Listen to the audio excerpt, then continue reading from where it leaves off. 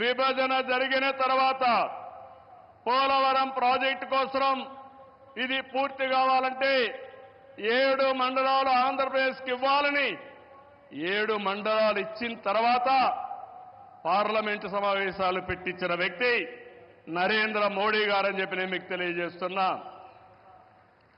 14-19లో ఆ రోజు చట్టంలో ఉండే అన్ని పనులు IIT, IIM, NEET, AIIMS, tribal university, central university 12 యూనివర్సిటీలు ప్రారంభించడమే కాకుండా పని పూర్తి చేసింది కేంద్ర ప్రభుత్వంలో నరేంద్ర మోడీ గారి ఆధ్వర్యంలో నాయకత్వంలో అని చెప్పి కూడా నేను మీకు తెలియజేస్తున్నా.